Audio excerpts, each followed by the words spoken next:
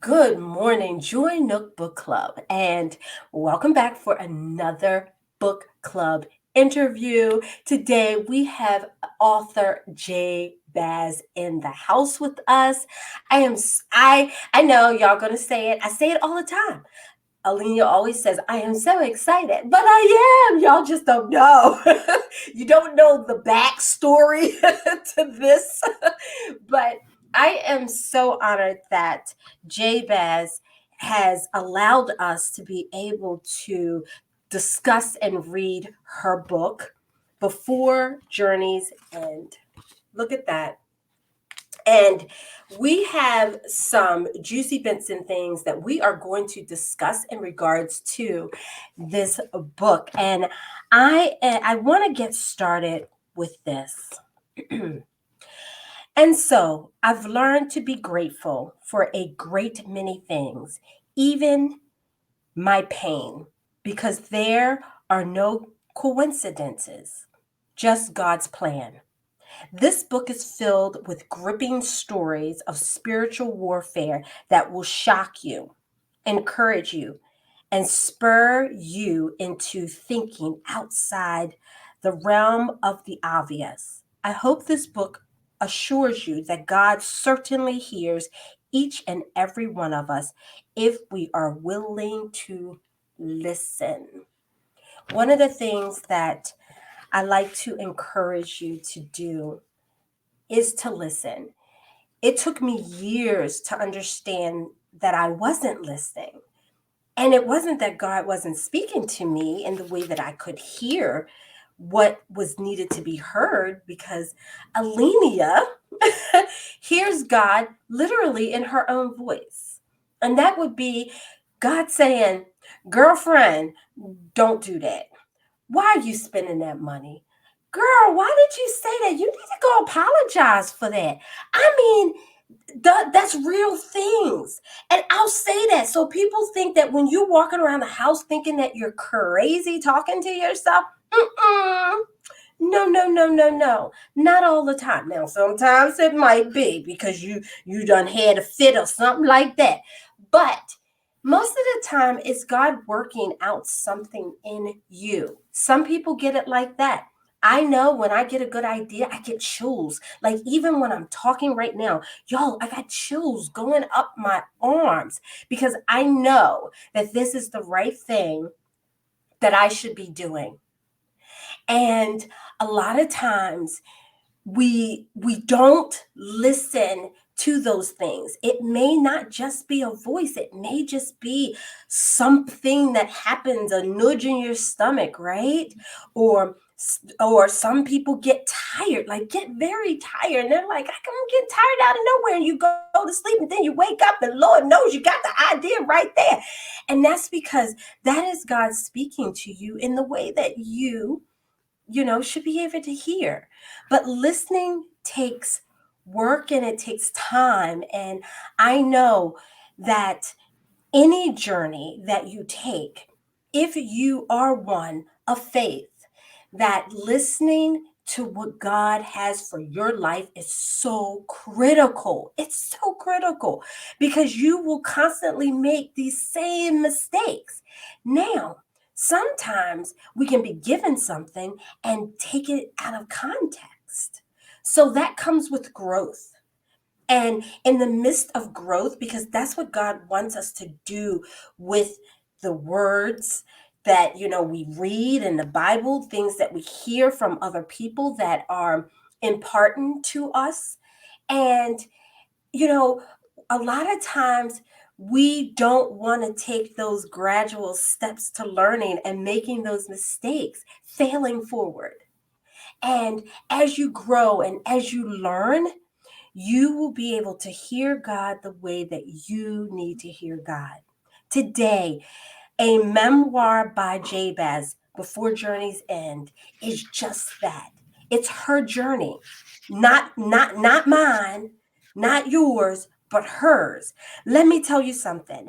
This book, I could not read it at night because I'm gonna tell you what we're gonna talk about. Ali was like, "Oh no, no, no! I gotta read it during the day." But then, as I read on, it all became like that sunshine that you see right there, that sun, because it was like you're thinking it's coming from a dark place, but it really wasn't. It really was not. And as we watch and read about Jabez's journey through what she is learning that is her gift, we are seeing that what we may see as something dark and scary becomes beautiful, enlightening. It becomes what it's supposed to be. And I believe that she's still growing in it as well. Because we never stop learning, we never stop growing, y'all. I don't know about y'all, but my mama always tells me, you know what, daughter, you're a work in progress. And I am. She knows how much I love the Lord, but she also knows that I'm the one. I'm the oldest. Now, my brother got it right a lot faster than me, but hey, you know what? We all have our own journey to walk. So, before we even get into the bio, I want to make sure that we acknowledge our sponsor for today. And yes, today's podcast sponsor is Events and Creations by Nikki. Call Events and Creations by Nikki for all your creative needs. They host, plan, design any event or celebration you desire. And y'all, she did my wedding, okay? I had my wedding in my house, and she made my house just simply beautiful. Beautiful. I gave her a concept, and she did it. She ran with it. I had a vision. She made it happen. They also create custom-made designs for apparel, cups, floral arrangements, decorum, jewelry, and waist beads. Y'all, I got my waist beads, but don't judge me because I don't use them to show that I am increasing or decreasing in weight. They just, they just look cute on me, okay? But if you want some, that's where you can get some. You can reach a member of Creations with a K team at 443-876-1548 or send an email to events and creations, and that's creations with a K by Nikki at gmail.com. And their motto is, if you have a vision, let's create it. All right, y'all. I want to read a little bit of Jabez's bio. Jabez is a blogger and author of the Christian memoir Before Journey's End. She is a mother of 3 who splits her time between Jamaica and South Florida. She enjoys reading by the beach and watching the sun set. Y'all, come on now, okay? It goes all across her platforms. She is a grizzly without her morning cup of joe. And as I said, her favorite thing is the sunset. So it is with great pleasure and honor that I drop the mic to our author for today, Jabez. Thanks, Allenia. My dreams had been like common childhood dreams: falling, running, but not actually going anywhere, peeing, and then realizing that I was actually in my bed, that kind of stuff. However, at age 11, shortly after I was baptized, that all changed. I dreamed that I was walking alone along a rugged, desolate road when I happened upon an empty cave. As I entered, an image of a man was projected onto the wall in front of me. Although I had never met God, I knew him immediately. Dread gripped me, instinct prompting me to run.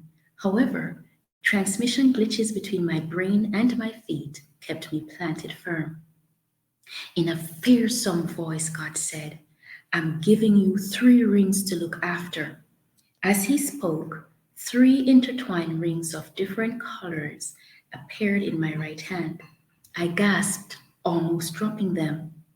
Do not separate them, or I will be displeased, he warned. I gripped them tightly.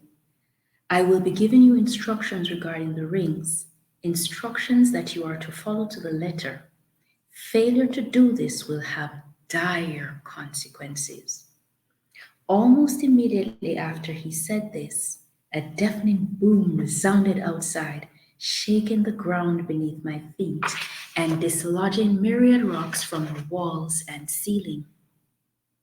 Dust fell, showering me and making it next to impossible to see. I brought my free arm up to my forehead, attempting to shield my eyes.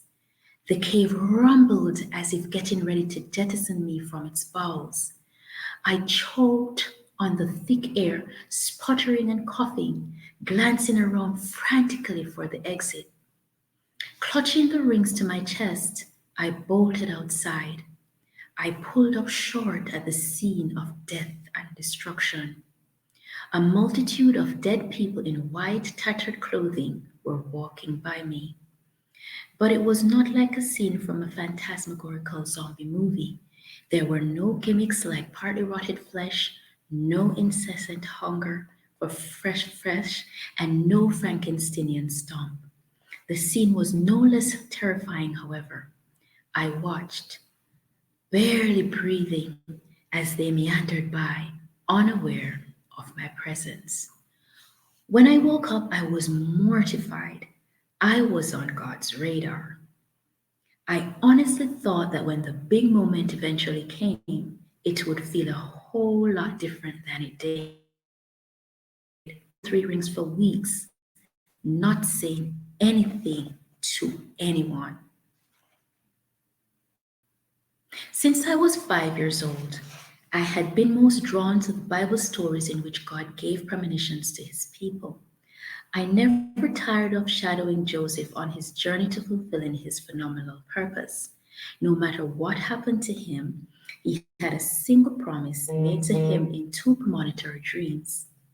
Did the hope of that promise help him cope with the unfortunate circumstances of his life? That's where Joseph and I parted company. I had no dream, I had no promise. When I was 7, I took matters into my own hands and devised a plan to run away from home. I packed the essentials, like a handful of busters, which are Jamaican hard candy made from brown sugar and grated coconut, a cup of coconut drops, a confection which is made from brown sugar and diced coconut, a pack of Bubblicious bubble gums, 2 hostess cakes, a bulla, kind of like a big round gingerbread cakey cookie, a bar of Highgate chocolate with rum and raisins, 2 or 3 bags of cheese tricks, which are like Cheetos on steroids, my doll, and way less clothing than was practical. I stuffed them into a pillowcase which I tied to the end of an old broken broomstick. Aside from the persistent problem with the darn pillowcase's refusal to stay in place, which had looked so easy on TV, my plan had a major flaw. When I was through packing, I realized I had not thought about where I was going to go. I ran down a list of relatives and my parents' friends, and I could think of one ideal place, my mother's sister's house. She had 2 sons but no daughters, and I knew my cousins would be happy for a little sister. Well, at least I hoped they would be. However, I knew deep down there was no way my aunt would keep me. Dejected, I unpacked, but not everything made it back to the pantry. For months, I felt a strong sense of hopelessness and despair. However, it occurred to me one day that if God was the same as He ever was, then maybe I could have a different life. I just needed a dream. And so for years, I waited most impatiently.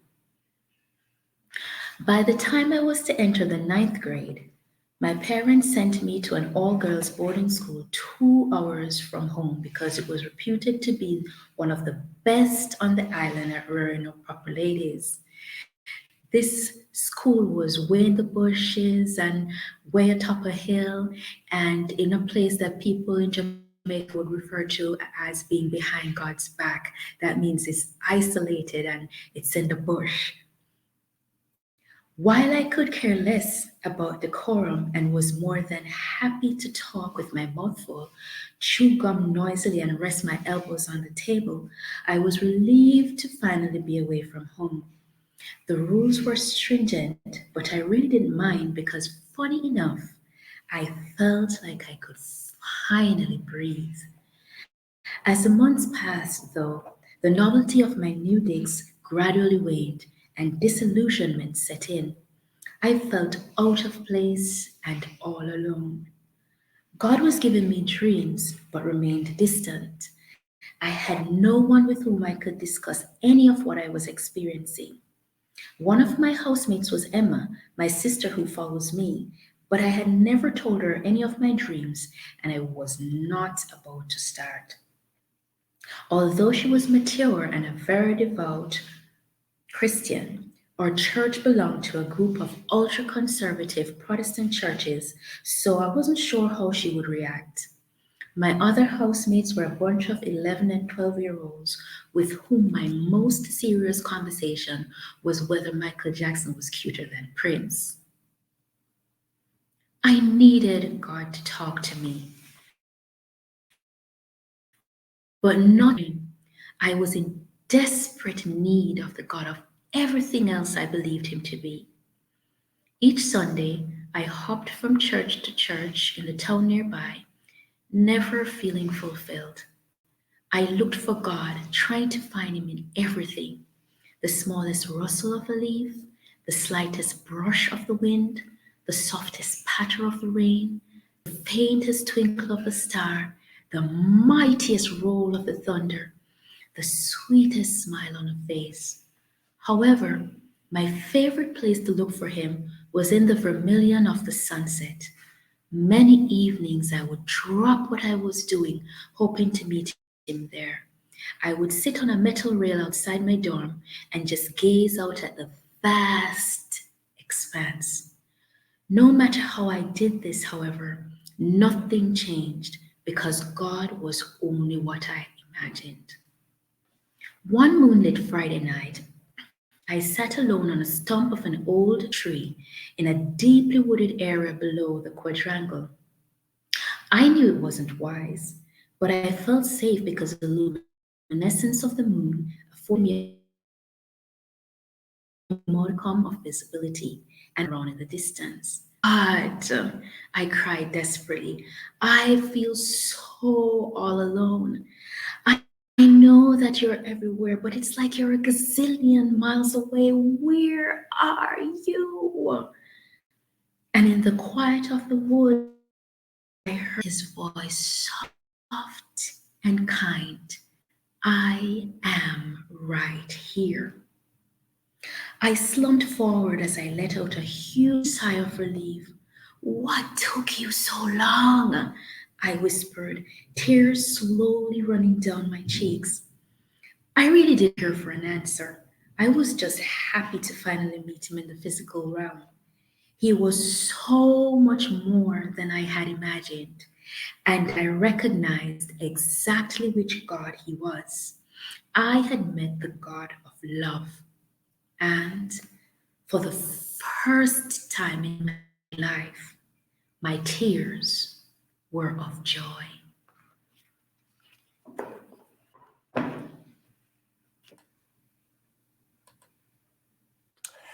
Oh my gracious, y'all. Before Journeys End. That's just a little piece of what is in this book. And that I think this is like a fantastic segue into the questions because it kind of puts a lot of things in the forefront of what is going to transpire throughout the book. And one of the things that I wanted to definitely tap into is the title. What made you decide on this as the title? Well, not to sound cliche, the title was given to me by God. He just told me this this is the name of the book, Before Journeys End. And even when he gave it to me, I quite didn't understand why that was. But as I wrote, I saw the significance of it because I'm constantly moving, constantly journeying on. I'm on a journey that is not ending. And whenever it ends is when God decides. But in the meantime, this is what's going on. Yes, yes, yes. And as you were, and with that title, like the cover is just simply beautiful. What the cover looks like when you dive into the book, certain things become so evident. So what made you decide on this as the cover for your book? Well, the girl on the front of the book was me at 11. That's where this phenomenal journey started. And if you notice, the colors all are significant, the shades of gray and the vermilion of the sunset. And I don't know if you noticed, but even the 3 rings, I was wearing the colors on my dress. And so everything is significant. And I have to give a shout out to my daughter. Christine did the cover. Oh my goodness. Let me tell y'all something. In the book, y'all got to read this because Christine is no joke. That's That's right. 2 claps and a snaps. She is this young lady is something else. Oh my Absolutely. goodness. You tell her that I love it. Love I it, love it, will. love it. She'll be so Because, happy. oh my gracious, that's talent, y'all. And and for you to talk about the significant that everything has a significance, those 3 rings. As I was reading, a lot of times what I do is when I get a book, I, look at the cover, I look at the back. I always read the back first, and then I look through the table of contents so that I can just kind of, get a feel. But when I was reading through, I'm like, she messing me up because I don't know where to. I don't know. And should I start from the beginning? Should I start from the middle? What I need to do? So I started from the beginning, and I was like, I kept telling my husband, "Oh my goodness, honey!" I'm like, "Oh my goodness, these dreams are no joke." Like, No, how not in at all. the world? Oh my goodness, Jabez, how did you navigate life? Because I know we're getting a snippet, but having these dreams so vividly, and you were able to write them like they happened yesterday. How were you able to do that? Well, these dreams are dreams that I'm not going to forget, and so Hmm. they're so real to me because Right. I tell people that there are 2 realms, the physical realm and the spiritual realm. So it's not like I'm asleep, but then I'm in a different world. It's like I'm transported to a different world, and everything there, I can feel, I can Right. smell, I can Right. touch. Oh. And so for me it's so Mm, vivid, and so it mm. was easy for me to write because every time I wrote about a dream, it's like I relived it. It was like I Oh. was transported back there. I was seeing everything again. I was hearing everything. And so the dreams were not hard for me to write. What was harder for me to write was the Mm. stuff that happened in the physical realm, Wow. because then I kept saying, I don't want to offend anybody. I don't want to, Mm. I need to be careful how I phrase this. I don't want to come Yes. off like, but the dreams, I didn't have to do that with them because they were Right. dreams and I could just tell them like they happened. Gotcha. Oh my gracious. I mean, let me tell y'all something. When you read it, you're going to truly understand what I'm saying. And when I said that sometimes I was like, I cannot read this. I can't read this at night because girlfriend, when you was at church, And you would, now y'all know at church we all walk around, and you have time to sing a song, you have that welcome song, welcome and to this place, you walk around and you hug. Yes. Jabez, when you got that person, please tell me, like, how in That the woo? that just blew my mind because Oh my you know what? gosh. All along I was thinking that, these things don't happen in church. Church would be the last place that I would Right. see something like this. And so, when I reached out to shake this woman's hand and looked in her eyes, I realized that, oh my God, something was wrong, drew my hand back, Mm-hmm. and went back to Oh, my seat. And oh. the entire time I was there scared out of my mind. And I'm thinking, I'm about to have a heart attack in here. I'm about to have a heart attack up in here. And, I kept telling myself, don't turn around. Don't turn around. Right. And then But you I couldn't turn help around. it, right? Yes. And then I don't, because and every time I turned around, this woman was looking at me and it terrified me. And after church, I just bolted into the back and just hid out Mm-hmm. there for a while until I thought that she was gone. She had to be gone because I was there for maybe an hour and I Right. was just terrified, Right. extremely terrified. Mm. How does it feel not to be able to tell, like, initially, not being able to really tell people about Oh, this and they believe you? Because, like, I know I am, I actually was raised up in, although I am AME now, but I was raised up in Church of God in Christ, and they'll pray a oh demon yeah. out of something. Yes, that's right. We talked about it, we talked about it, Yes, and yes. they would say, you have them in the church, but how how did that make you feel, not being able to share it, to kind of get it off of you? Because I'm not gonna lie, I put that thing down. I put it down. I was just like, I can't handle this.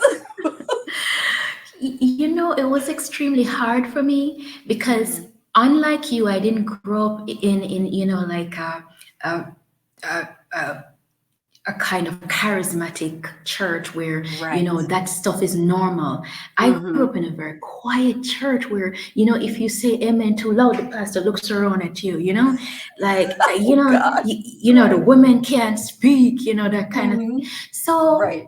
who was I going to go to? I mean, the pastor probably would laugh me out of there, Mm. and he was so strict that he wasn't approachable. And Right. I didn't feel like my dad, forget it. I never discussed any of that with my dad. And then my Right. mom, the little that I told her, she didn't know how to guide me. She didn't know what to Mm. tell me. So then I had Right. no one.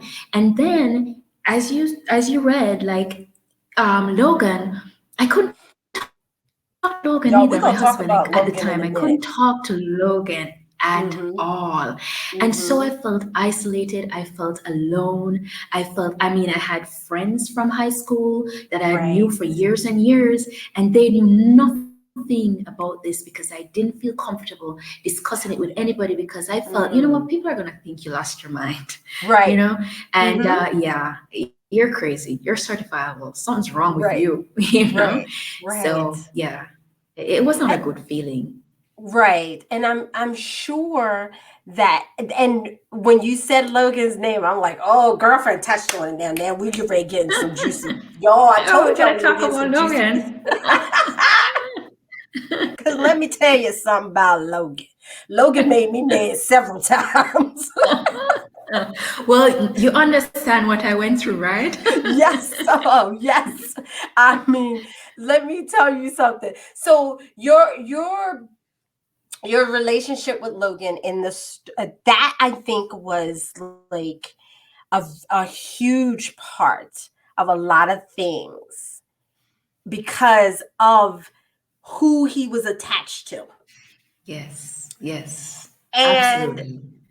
so my question to you, because I got a couple questions, is writing about your situation with Logan. How did that truly make you feel? Because now we're writing after, right? We're writing after. So, how was you feeling during the course of putting that pen to paper for that? I gotta tell you, Allenia, that was hard because Mm. Mm-hmm. I was reliving it. Things that Oh, you hope to mm. put behind you, you're Yes. now having to go and dig up, Mm. dredge up and Right. relive. And so as I wrote, I found that I was getting mad all over again. I had to put the Oh, book down oh, and cry all over again. I had to oh. put the book down and pray all over All again over. because it was just Mm-hmm. so real. And Right. sometimes I'd say, God, I can't handle this. I got to put this down for a while. Right. And I had to put the book down for days at a time because I just found that, I was starting to get down again. I was starting to Mm-hmm. feel, oh my God, so, miserable again. And I had Right. to just keep praying, God, just get me out of this funk because I Right. don't want to stay here in this place because it took me a long time to get to Mm-hmm. where I am now and I don't want to go back. Right. Yeah. Right. And I noticed too the situations. Each situation kind of built on I and I could be wrong, but when I was reading through it, when the first chapter is the three rings, Yes. and I didn't understand it initially. Neither did Of course, I. and yeah. So okay, so we were there together, right? Neither did I. So with Logan, okay, let's talk about the situation with the baptism, because girlfriend, you did that thing. Yes, I You, did. you did that thing. I I did. want to talk about it because let me tell you something. You, like, sometimes we as women are placed in a situation. We know God is telling us to do a certain thing, and we know our spouse or our significant other is not feeling the same thing, and you're torn because you know that ultimately Absolutely. you still have to come home and look and breathe the air that they breathe. Ah, yeah. So, let, girl, please, let's talk That about that. that oh my goodness, Mm, Allenia, that was so hard because you know what? When God told me the kids had to be baptized, and then I mm-hmm. asked him how and by whom, and he told me. Now, I grew up in a church where we get baptized in the pool that the church has. So, Right. baptizing people at a river was something that was foreign to me. But when I heard it, I was like, okay, God, who do you want to do it? And he told me. Mm-hmm. And then I said, oh my God, no, I have to tell Logan this because Right. he is a skeptic. He Mm-hmm. does not believe anything I say. If I go and say God says, he just brushes it off. So I'm like, oh my God. And I went to God and I Right. said, God, you know that this is going to cause Mm. problems. You know that Logan is going to get upset. I'm Yeah, like, God, you put me in this situation. What am I girl. to do? Mm-hmm. And Elenia, I almost fell over when God said, is Logan bigger than God? And let me tell you, I Mm. jumped on it right Yes. away because you know what? The Bible talks about being submissive and all Mm. of that. Right. And I was for a lot of things. But when God says do something and whether it's going to cause problems or not, let me tell you something. I fear God more than I fear any man. And so when he said, is Logan bigger than God? I knew that he was saying, listen, girl, go do what Mm-hmm. I tell you. That's telling you to Don't do. question me. Don't tell me about Logan. You know what I'm saying? That So I did it, but in my heart, I was just, still torn. And when we left and went to the baptism, what really struck me was what we found when we got there. Because Mm-hmm. I talked about the river, and the Right. river being someplace that the community used like every day, every morning. People would be Right. there bathing, people would be there, washing clothes or whatever. And Allenia, when we got there, the river was empty. God had just Mm, cleared everybody out. And I mm. looked at it and I said, my God, there's not a single person here except one man who was sitting on the wall. And do you know that by the time we walked down to the river, he had gone? It was like nobody, even the driver. I looked around and the driver was nowhere to be seen. Right, right. Nobody else was there. And I honestly felt that we were standing on hollowed ground. And it was to date, the most amazing experience Mm, I've had to date. It's mm, mm, mm. the most thrilling and wonderful Right. and amazing experience. Oh my good girl, let me tell you something. I'm telling you, I was like, do the thing. Do the thing. Hit your back. Yes, Look, even though it was in the past, y'all. I know. I was co-signing what she was doing the whole time. But I did. I commended you for that because Thank you. being able to come outside of the physically, you know what, hey, I gotta come back to this, I gotta come back to this hot flaming mess, but Mhm. the Lord said to do XYZ, and this is my children's future and yours as Exactly. well, because Yes. I know I get blessed by my children. I get blessed by the things that they do, Absolutely. the things that they Yes. say, Yes. and I know my mother says that about me, especially. I'm not my brother, not my brother. No, I'm only joking. But my mother says it all the time, and she says it is funny. She says every time you get a degree, I get a degree.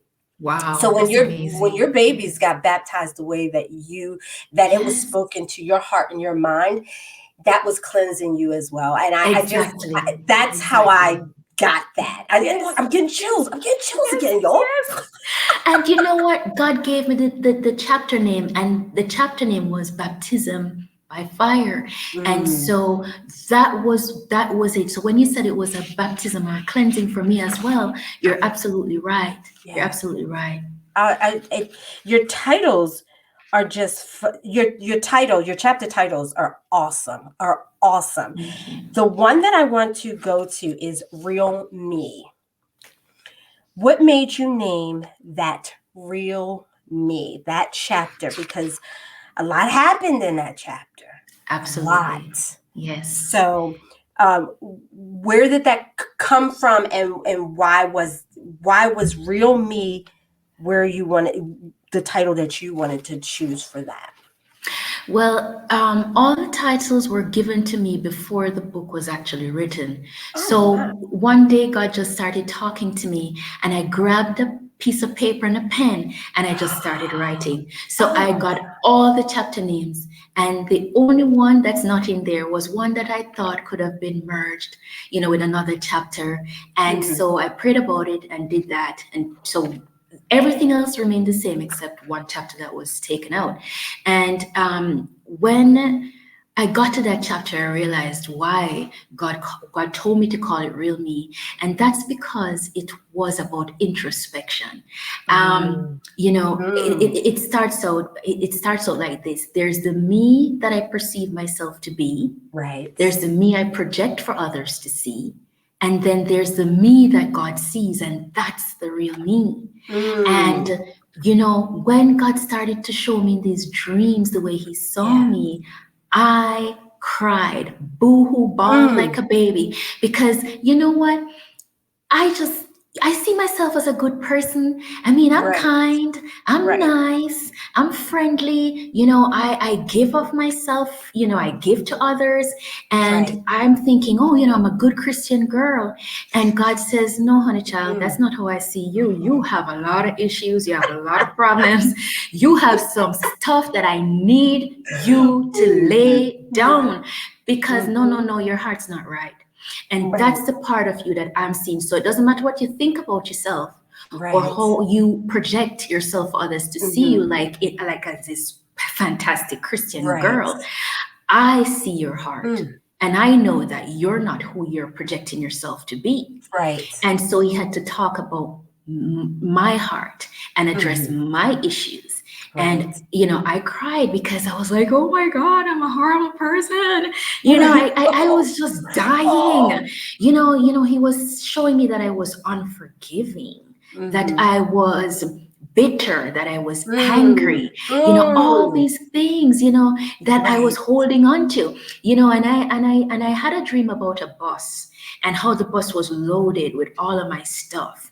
And even Mm. though the bus was like going down into a crater because there was some kind of quaking of the Right. earth and the bus was going down, I was on my stomach trying to grab my stuff. And God is saying, No. look, these are the things you need to let go of. Right. And I was like grabbing for my stuff because you know what? Over time, having that stuff, you don't even realize how burdened down you are. And you Yes. used to carrying it around and it's killing you and you don't even realize it. And God is Oh. saying, I need you to put these down. And so Mm. that chapter was God dealing with me and my shortcomings and all my issues that I had to work out, you know.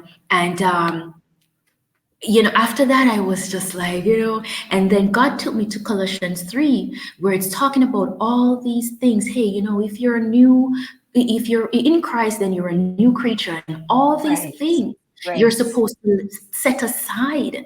And He doesn't expect us to be perfect, but He Mhm. expects us to try to work on the things that are Right. lacking. And so Right. and you can't work on what you don't know about. So it has to Mm. be revealed to you. And Right. until it was revealed to me, I was walking around like, hey, I had no problems. I'm good. I have no issues, and I had a Pharisee mentality where I'm like, Mm. look at those people. Like, how could Mm. she this? Did you hear what she said? Oh my God. And she Not calls you. herself, Not you. yeah. And she's talking about, oh, God said this, God said Oh that. I no. mean, and Mhm. I was like that, pointing the Right. finger and saying, "My Mhm. God, look at how she's living. Look at how he's living." And God Oh. was saying, "Pay attention to how you're living, Right. because you're not all that, Right. And a bag of chips. you know." I'm telling you, and you when you were saying that, I went straight to the part when you were buying the gift for Logan. So y'all already know, we already Yes, said Logan is a hot mess yes, com, yes. okay? Dot .com. com. Dot com. But Yes, in this chapter, Real Me, that was some serious stuff about the gift. I wanted to, yes, if you could expound on, when you went to go and that interaction that was going on in your spirit and what God was telling you in that moment when you were buying a gift. Because I'm not gonna lie, Jabez, I was where you were. yes. Really? Like, do I really need to buy this? I was Yes. like, don't do it. See, I told you I'm He a work doesn't in progress. deserve it. He No, does deserve it. no. Hmm. Mm-mm. Mm-mm. Hmm. Mm-mm. Right. So when that was occurring, when that right there, can you talk about that just a little bit for the Yes, listeners? yes. So I fell asleep and found myself in a room, and it Hmm. didn't have anything else in it, it was just white. But there was a table, and on the table were some gifts. And there were little rectangular boxes wrapped in red paper. And God told me to go pick one out for Logan. And I walked over to the table and picked one up, and it was like $191 and some cents. And Hmm. I was like, $191. I put it back. No, he doesn't deserve that. This gift is too expensive, right? With you. Try $2, yeah. And Amen. so I was just Amen. like, seriously, $191. Who's spending that? So anyway, I picked up the next gift, and I was shocked to see that the dollar amount was the same, but the cents was what was different.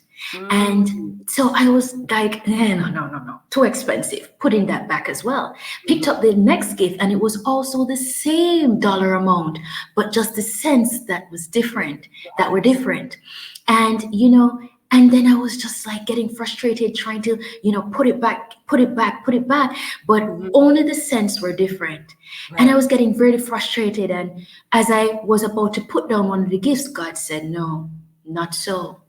He Mm. said, you do not give to Logan because of who Logan is. You give to Logan because of who I am, Mm. right? And so Mm. that is what he said to me. And I was just like flabbergasted, you know, Oh. Mm. flabbergasted because I always thought of myself as, hey, Logan has done like a good wife, because Logan has done Mhm. this to me, that to me, Right. and I've put up with his garbage for years and years. So you know what? He's lucky he has me, He's Right. lucky to have me. And so when God says, hey, no, you don't get to decide how he's treated. Because Mhm. look, you don't treat people because of who they are or how they behave or what they Right. are. It's God's grace, God's mercy. I extend that mercy to you. So you don't treat people like that. You don't Right. treat people like that. It's like you're Mm. deserving, but nobody else is deserving. And he Right. called me out on that. He fact checked me on that, and that was a wake up call for me because I realized that I was petty, I was unforgiving, I Mm. was spiteful too. You're gonna pay for that. I'm gonna make you pay. Even when you Mhm. think that I'm over it, someday I'll get you. And just constantly thinking of, like, I'm gonna make you suffer because I need you to feel the pain that I am feeling. Right. And Right. so I always had it in the back of my head. And even when I say I forgave him, I never really forgave him because when the next argument came about, then everything that he did, Right. from last week and the week before just came out. And I just had a field day every single time we had an argument because nothing was resolved. And so Right. God is saying, look, no, you're going about it the wrong way. You're being spiteful, you're being petty, you're being hateful, you're being unforgiving. And Right. this is something that Mhm. you have to change. You have to Right. change that. I that I have to admit, I learned like and over time we all get to this place. And then we grow from it. And some of us don't. That's Some for of us still sure. petty, Yes, okay, for ladies. I sure. know y'all hear me. Um, so this chapter really does dive into that, and it does check you. Because it checked Yes. me, because I'm not gonna lie, I was like, he don't deserve, don't pick it up. Don't get it, Jay. Y'all, I'm telling y'all, I was talking to her. She didn't know I was talking to her, but Oh I my was God, that's talking so to her. funny. I'm just like, and that wasn't the only time because girl, when you was rubbing your now your mother-in-law, girl. Oh my Wait a minute, goodness. y'all. Do you have all day? You gotta have all day. Jabez, that's all I'm gonna say is when you was how easy or how hard was it to be obedient to what God asked you to do to rub her Listen. leg?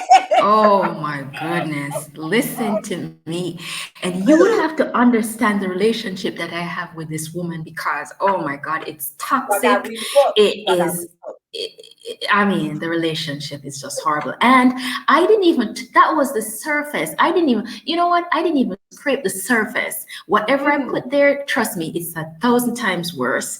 Mhm. And so, whatever you're seeing, trust me, it's a lot worse than that. So, this woman whom I have this horrible relationship with, who has done some horrible things to me, God Mhm. says, rub her foot. I'm like, Yeah. what?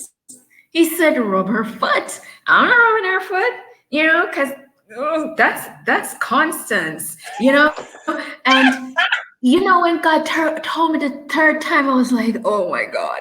Because, when God tells me something and he gets to three, I feel that, you know what, this is it. You better move because this is your third strike. Right. And you need to do it. Oh, And then I was just like, okay, do you want me to rub your leg? And then she was shocked too because she's like, all right, we don't know each other like that. We don't know each other like that. Or rub my oh leg. my goodness. Like what? You know? Oh, So y'all, she was just like, I'm telling no, that's okay.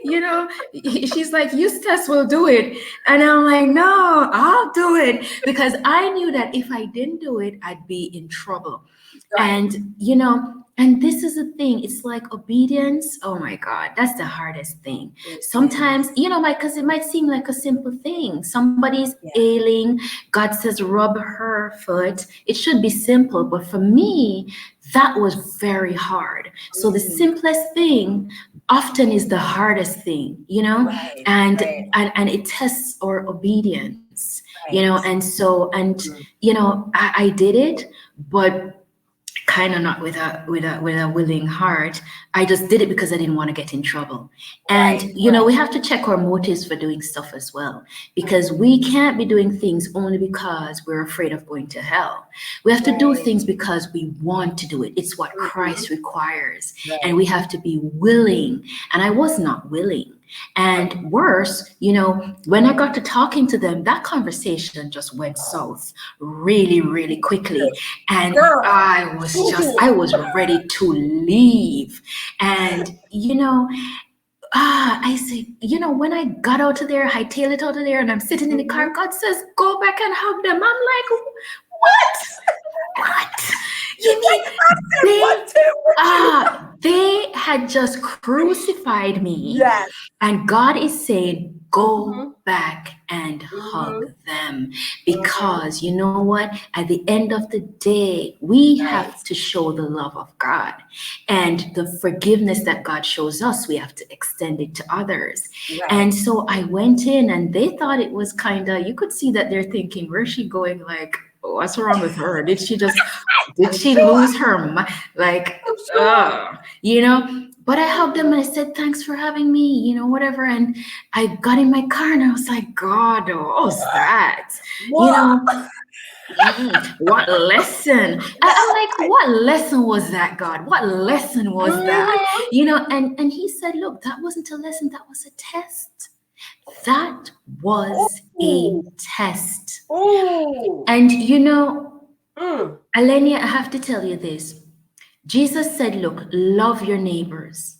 Love your Lord God Almighty with all your heart and love your neighbors as yourself.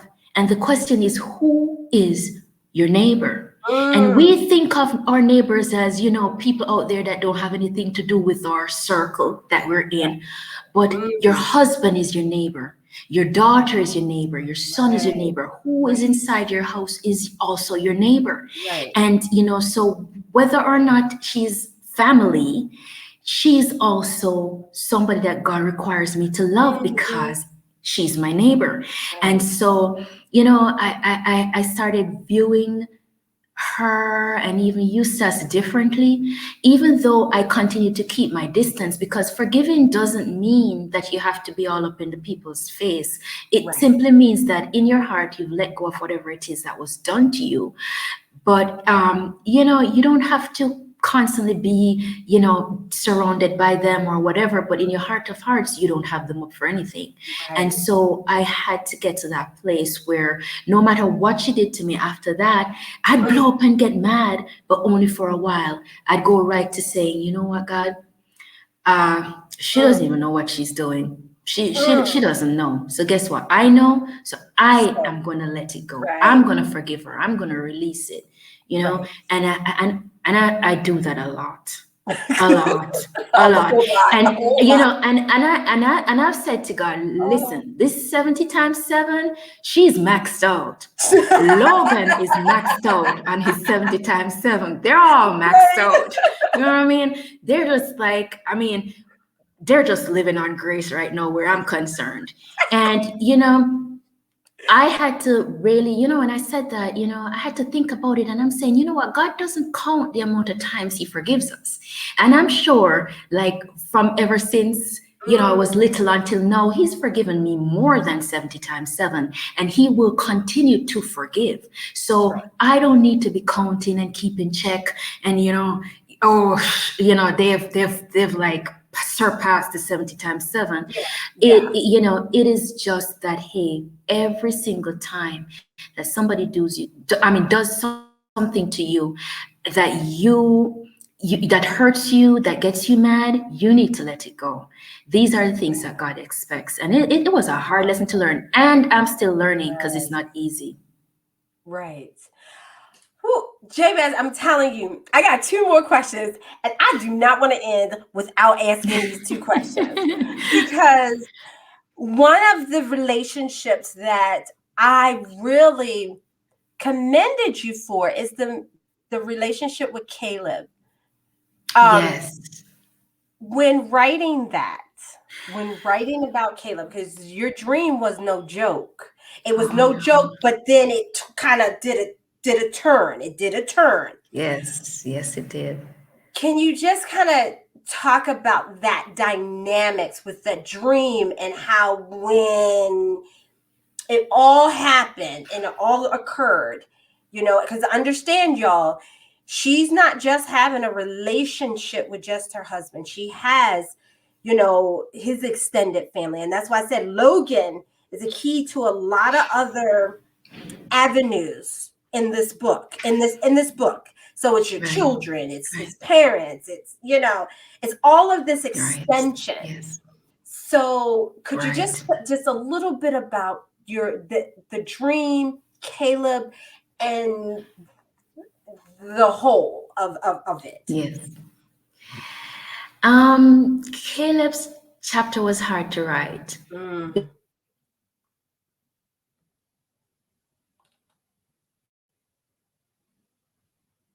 because I've known Caleb and together, and so once Logan and I got married, then Caleb and I got closer because they don't have any sisters. It's three boys, and mm-hmm. my Right, parents have four girls. So right, I was like stoked to have a big brother, and he right. was like so sweet, so kind. The children loved him, and we had a very good relationship. I called on him for a lot of things. We'd hang out. Dance, all that kind of stuff, and he has no rhythm. Well, had no rhythm, but it was just fun. Oh, We just get together and have a good mm-hmm. time.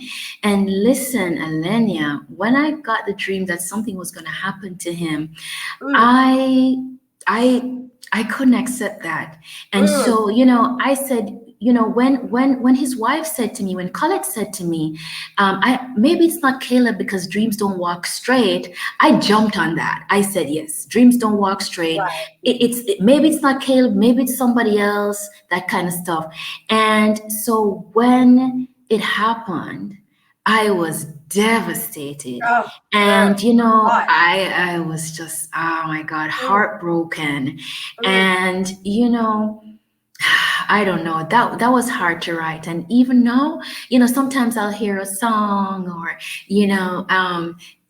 like remember something, and then I'll start crying. And it's been hard. It's been a few years, but it's hard to get over. And then knowing that I dreamed it, that was horrible. That was right. horrible. Yeah, that Mm. was hard. That was really, really hard. I, And I never told him, by the way. I mm, dreamt that something was going to happen to him. I never told him because I didn't want to tell him, and then he would then live his life in fear. right, That was not my place. And God right. didn't say, go tell him. He just showed it to me. And sometimes I wonder why he does, because then I don't get to go tell the person. So, it's a burden that I carry. And Right. Mm, yeah, I don't know what to do with. right. And that when I read through that, and like I said, y'all got to get the book. We are only touching on brief bits and pieces of it. But that chapter, girl, my heart went, I was just like, oh my goodness. I don't know how like gifts are a blessing, but sometimes you're like, for real, Lord, why Mm-hmm. I gotta Mm-hmm. know this, right? Mm-hmm. Yep. Why do I have to know this? Yes. Yes. So before we end this interview, because Lord knows you and I could talk all day long, Yes. girlfriend. Me I too. could All talk night. all day long, all day long. I'm like, when we go down to Florida, tell my husband, when we go to Florida, we're going to see him. Yes, yes. We gotta hang out. We gotta talk, Yes, catch yes, up. You can ask me whatever because I know you have a ton of questions, but we have a limited time. right. So I'm looking forward to that. Oh my gracious. So the one question that I do have is Abigail. Yes. That and without going into so much, Mhm. your relationship with Abigail, is there more that we may see in regards to that? Because Absolutely. that I was Yes. like, man, I was like, there's more, there's more. Yes, and you're right. There is more. And Okay. yeah, and it's like at first I didn't understand it because it's like our lives were intertwined. Mm-hmm. And so I didn't understand it fully. And Right. then I asked God about it. After this book was written, I said, God, what's the deal with us? Why did you put us together? And he told me why, which I'm not going to reveal right now because I actually am writing a book about Abigail and me. Yes, I am because it is so much bigger than it Mm-hmm. seems. It's Yep. so much deeper than it Yep. seems. Yep. And so that's a story in and of itself. Right. And so I have started it already, actually. I want you back here. I want you back Absolutely. here. I'm going to Absolutely. read that because I'm telling you, y'all, the Jabez, I want to give you time so that you can tell the audience, where they can find your book. But I'm telling y'all, if you want a good read, I know everyone's getting ready to prepare for the summer and you're trying to get your reading list together. And I know y'all probably say every week Allenia is saying y'all need to get the book. But at least I'm telling y'all the truth. I'm reading these books and they are so good. But I'm telling Jabez, beautiful, beautiful. And thank you Thank you. and I'm not going to say having the courage. I'm going to say thank you for sharing. I'm going to put it like that. You're welcome. Not, It's my pleasure. not that you had the courage. You have had the courage. God was just getting you prepared for the moments that you are now in. Absolutely. And Absolutely. allowing people that can receive it and respect it to be able to enjoy it and share it, Yes. Yes. out there, because this book is a true testament of patience, listening, pain. It is, Yes. and Yes. triumph and Yes. continued growth. That's Yes. how I guess I would sum In a it up. nutshell. Yes. Yes, in a nutshell. In a There is nutshell. so much more. There's so many layers, and I am happy to hear about the Abigail story. That just you going into that a little bit more as a book. I am very excited about that. So I want to give my audience the opportunity to find out where can they find before we close out for today, where can they find this beautiful book of yours? Before Journey's End is available on Amazon in two formats, ebook and paperback. And it's Mhm. also available on booksamillion.com. Okay, Perfect. And we're going to have all of that information, y'all. So don't start tripping and saying, Allenia, where can I get the book? You already know it's going to be, all her information will be in the description box. And y'all need to check out her Instagram page because girlfriend's stepping her game up. I see you out there, boo. Yes. I'm like, oh, I'm loving where you coming from. I'm growing. I'm growing. I'm growing. I'm getting bolder and bolder. Yes. Yes, and that's what I love seeing. I love seeing some of the authors, how they are growing on Instagram because it's a great platform for you to be It on. So is. It you is. can find her at Jabez's Dreams on Instagram, y'all. So, and Yes. don't be trying to look for her beautiful face because she got a picture on there, okay? You just look for Jabez Dreams, okay? Look for that and you will find her, but you'll be able to click on her link in the description box because I will have all of that there because I really think that y'all need to check her out, follow her, okay? So before we end, again, we want to thank our sponsor for today, which is Events and Creations, and that's Creations with a K by Nikki.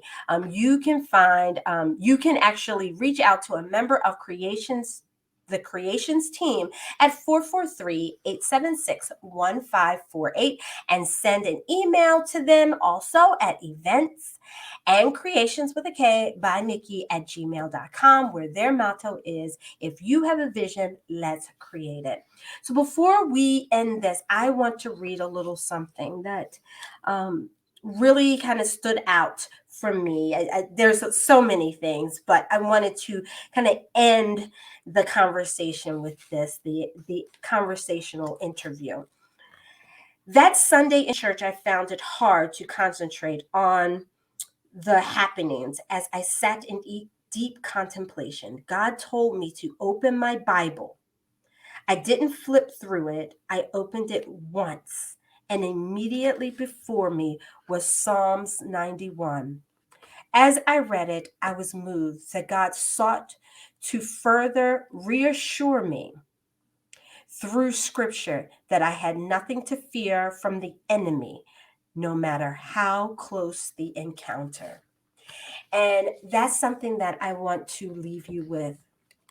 Joy Nook Club, this is Mental Health Awareness Month, and so many of us are struggling, and so many may be dealing actually with a loved one that is struggling. But know that there is a word, there is a person that has been given the gift that God has given them to be able to learn the techniques and learn, suggestions and ways that you can maneuver mental health, because that alone is, a struggle.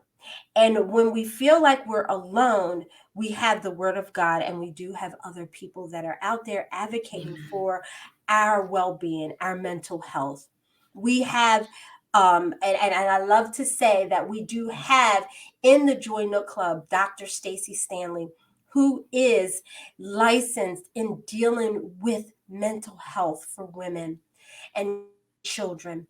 And if you need to reach out to her, please make sure that you go ahead and DM her. She is right here in there. I just wanted to put that out there. You will probably hear and see more along inside of our first Facebook group, so that if there's any information that you can give to a friend, or if you need it, if you need to talk to someone, I know that, yes, I am a holistic life coach, but it's nothing like going to a therapist. I help you to make decisions for yourself, and a therapist gives you clear strategies in order to deal with difficult situations that you are encountering. So both are needed. But during this Mental Health Awareness Month, please do not think that you are alone. It only takes one person to reach out to someone to say, hey, you know what, I know someone you can talk to, or I know a scripture, I know a place that you can go in order to get what you need. So don't think that you are alone, no matter what, no matter how close that feeling, that fear, that anxiousness, that whatever it is that you are dealing with is in your life, do not think that you are alone. So, Joy Nook Club, I hope that you enjoy your beautiful Saturday. And remember that self care is the best care. And sustainable habits inspire mindful transformation to help you get your shift right. So, I want you to do your level best to shift to better. All right, ladies, peace and blessings.